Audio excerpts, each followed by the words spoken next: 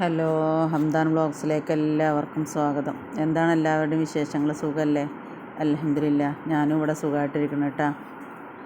അപ്പോൾ ഇന്ന് ഞാൻ വന്നിട്ടുള്ളത് എൻ്റെ ഫാമിൽ ഞാൻ എൻ്റെ കോഴികൾക്ക് എങ്ങനെയാണ് വിരമരുന്ന് കൊടുക്കണമെന്നുള്ളതിനെ കുറിച്ചിട്ടൊന്ന് പറയാൻ വേണ്ടിയിട്ടാണ് കേട്ടോ. അപ്പോൾ കുറച്ച് കോഴികളുള്ളവർക്കും തോനെ കോഴികളുള്ളവരും എങ്ങനെയാണ് വിരമരുന്ന് കൊടുക്കേണ്ടതെന്നുള്ളത് ഞാൻ പറഞ്ഞുതരാം. കാരണം എനിക്ക് കുറച്ച് തോനെ കോഴികളുള്ളതുകൊണ്ട് എനിക്ക് കോഴികൾക്ക് ഇങ്ങനെ വിരമരുന്ന് വായിലിറ്റിച്ച് കൊടുക്കാനൊന്നും പറ്റില്ല. അപ്പോൾ എനിക്കെന്തായാലും ഞാൻ വെള്ളത്തിൽ ഡൈല്യൂട്ട് ചെയ്തിട്ടാണ് കോഴികൾക്ക് വിരമരുന്ന് കൊടുക്കാറ്. കൊടുക്കുന്ന സമയത്ത് ഫാമിലുള്ള എല്ലാ കോഴികൾക്കും കൊടുക്കും കേട്ടോ. വലിയ കോഴികൾക്കും കൊടുക്കും, കൂട്ടിലുള്ള ചെറിയ കോഴികളും എല്ലാ കോഴികൾക്കും നമ്മൾ ഒരുമിച്ച് കൊടുക്കും. കാരണം കൊടുക്കുന്ന സമയത്ത് നമ്മളെല്ലാ കോഴികൾക്കും ഒരുമിച്ച് കൊടുക്കണം കേട്ടോ. അങ്ങനെ വേണം. ഈ ആഴ്ച കൊടുത്തു കഴിഞ്ഞാൽ പിന്നെ രണ്ടാമത്തെ ഡോസ് നമ്മൾ പിറ്റത്തെ ആഴ്ച ഒന്നുകൂടി കൊടുക്കും കേട്ടോ. അതെന്തിനാണെന്ന് വെച്ചാൽ ആദ്യത്തെ ആഴ്ച കൊടുത്താൽ എല്ലാ വിരകളൊന്നും ചത്തു പോയിട്ടുണ്ടാവില്ലല്ലോ. അപ്പോൾ പിറ്റത്തെ ആഴ്ച ഒന്നും കൂടി കൊടുക്കുമ്പോൾ ആ വിരകളെല്ലാം കൂടി ചത്തു പോയിട്ടുണ്ടാവും. അതാണ് ഒന്ന് കൊടുത്ത് പിറ്റത്തെ ആഴ്ച രണ്ടാമത്തെ ഡോസും കൂടി കൊടുക്കണം കേട്ടോ. പിന്നെ നിങ്ങൾ വിരമരുന്ന് കൊടുത്തതിൻ്റെ പിറ്റേ ദിവസം എന്തെങ്കിലും ഒരു വിറ്റാമിൻ്റെ സപ്ലിമെൻറ്റ്സ് നിങ്ങൾ കൊടുക്കണം കേട്ടോ. ഒന്നില്ലെങ്കിൽ വിമറാൾ, അല്ലെങ്കിൽ സിങ്കോവിറ്റ്, അല്ലെങ്കിൽ ഇത് എന്താ പറയുക ഗ്രോവിപ്ലെക്സ് ഒക്കെ ഞാൻ വായിൽ കൊടുക്കാൻ വേണ്ടി പറയില്ല. ഒക്കെ നമ്മൾ വെള്ളത്തിൽ ഡൈല്യൂട്ട് ചെയ്ത് മൾട്ടി വിറ്റാമിനൊക്കെ കൊടുക്കുകയാണ് കേട്ടോ നല്ലത്. കാരണം നമ്മൾ വിമറാളൊക്കെ വായിൽക്ക് ഒഴിച്ചു കൊടുക്കുന്ന സമയത്ത് അത് അളവിൽ കൂടുതലായി പോയാൽ അവർക്ക് എന്തെങ്കിലുമൊക്കെ ചത്തുപോവും, അതേപോലെ എന്തെങ്കിലും ഡാമേജൊക്കെ വരുന്നതായിട്ട് കണ്ടിട്ടുണ്ട്. അതുകൊണ്ട് നിങ്ങൾ എപ്പോഴും സപ്ലിമെൻറ്റ്സുകൾ കൊടുക്കുമ്പോൾ നമ്മൾ വെള്ളത്തിൽ ഡൈല്യൂട്ട് ചെയ്ത് കൊടുക്കുകയാണ് ഏറ്റവും നല്ലത് കേട്ടോ. നേരിട്ട് നിങ്ങൾ വിമറാളൊന്നും വായയിൽ ഇറ്റിച്ച് കൊടുക്കരുത്. അധികമായാൽ അമൃതം വിഷം എന്ന് പറഞ്ഞ പോലെ കോഴികളല്ലേ, അവർക്ക് ചിലപ്പോൾ ഒരു തുള്ളി കൊടുക്കേണ്ടോടത്ത് നമ്മൾ വായിലേക്ക് ഇറ്റിച്ച് കൊടുക്കും 3-4 തുള്ളിയൊക്കെ കൊടുക്കും. ഈ വിമറാളൊക്കെ നിങ്ങൾ കണ്ടിട്ടില്ലേ, ഭയങ്കര കട്ടിയാണ് ആ വിമറാളിൻ്റെ. അത് നോക്കിക്കഴിഞ്ഞാൽ അറിയാം, നന്നായിട്ട് നല്ല കട്ടിയുള്ളൊരു മരുന്നാണ്. അപ്പോൾ അത് അത്രത്തോളം സ്ട്രോങ് ആവും. അതുകൊണ്ട് നിങ്ങൾ എന്തെങ്കിലും വിരമരുന്നും അതേപോലെ കൊടുത്തതിന് ശേഷം വിറ്റാമിൻസൊക്കെ കൊടുക്കുന്ന സമയത്ത് നിങ്ങളെപ്പോഴും ഒരു കണക്കിന് കുറഞ്ഞു പോയാലും വേണ്ടില്ല, കൂടുതലായി പോകരുത്. നിങ്ങൾ വെള്ളത്തിൽ ഒഴിച്ചിട്ട് അത് ഒരു 5 ml ഇപ്പോൾ 1 ലിറ്റർ വെള്ളത്തിലൊക്കെ ഒഴിച്ചിട്ട് നിങ്ങൾ കോഴികൾക്ക് കൊടുത്താൽ മതി കേട്ടോ. അല്ലാതെ നേരിട്ടൊന്നും നിങ്ങൾ കോഴികളെ വായിൽ ഒഴിച്ച് കൊടുക്കരുത്. ഒരുപാട് അബദ്ധങ്ങൾ അങ്ങനെ പറ്റുന്നുണ്ട്. അതാണ് ഞാൻ എപ്പോഴും സപ്ലിമെൻറ്റ്സുകളൊക്കെ കൊടുക്കുമ്പോൾ വെള്ളത്തിൽ ഡൈല്യൂട്ട് ചെയ്ത് കൊടുക്കാൻ പറയണത് കേട്ടോ. അപ്പോൾ നമുക്ക് ഞാൻ ഏതാണ് വിരമരുന്ന് കൊടുക്കുന്നത്, ഏത് ബ്രാൻഡാണ് ഞാൻ കൊടുക്കുന്നത് എന്നതും പിന്നെ ഞാൻ എങ്ങനെയാണ് കൊടുക്കുന്നത് എന്നൊക്കെ നിങ്ങളായിട്ടൊന്ന് ഷെയർ ചെയ്യാമെന്ന് വിചാരിച്ചു. കാരണം എന്നോട് വിരമരുന്ന് എങ്ങനെ കൊടുക്കലെന്ന് ചോദിച്ചിട്ടുണ്ടായിരുന്നു. ഇതിൻ്റെ മുന്നേ ഞാനൊരു വീഡിയോ ഇട്ടിട്ടുണ്ട് വിരമരുന്ന് കൊടുക്കുന്നത്. അതിന് കാണാത്തവരുണ്ടെങ്കിൽ ഒന്ന് പോയി കണ്ടു നോക്കണം കേട്ടോ.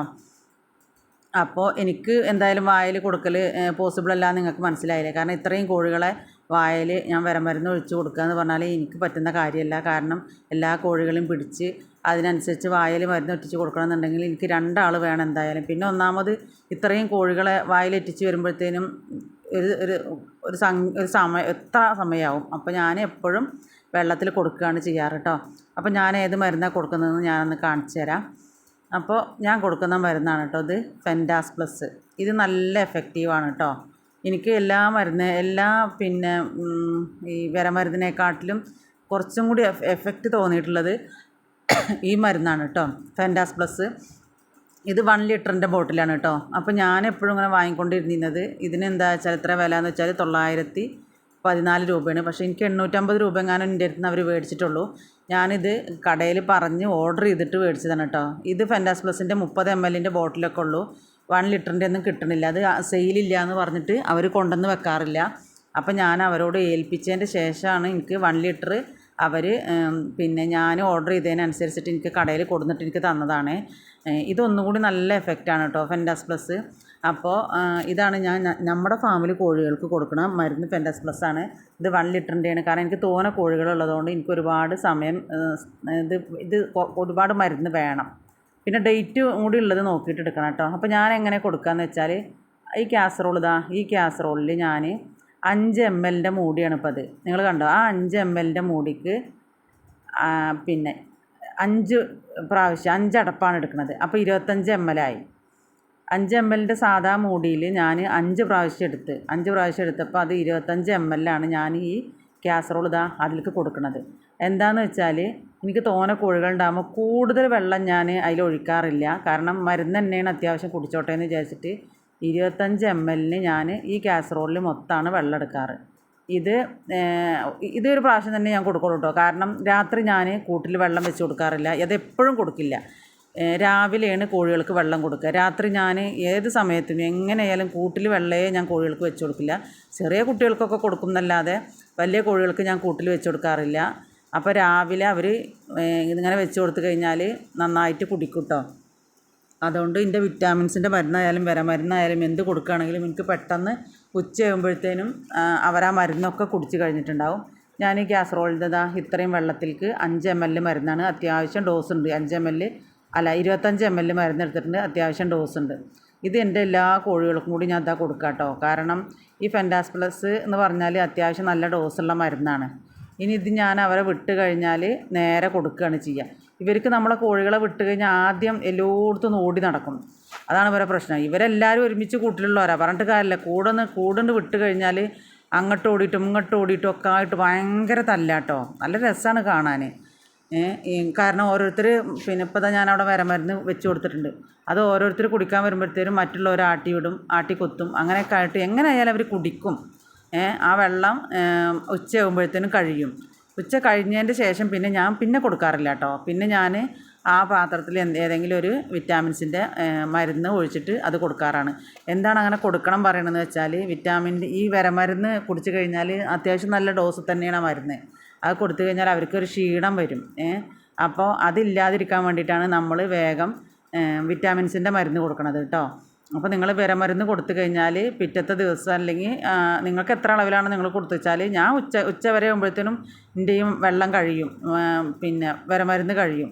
അത് കഴിയുമ്പോൾ ഞാൻ വൈകുന്നേരം തന്നെ ഉച്ചയ്ക്ക് ശേഷം തന്നെ ഞാൻ ഈ കാസറോളിൽ വിറ്റാമിൻസ് ഗ്രോവിപ്ലക്സോ ഏതെങ്കിലും ഒന്ന് ഒഴിച്ചിട്ട് ഞാൻ അവർക്ക് കൊടുക്കാറാണ് കേട്ടോ പതിവ്.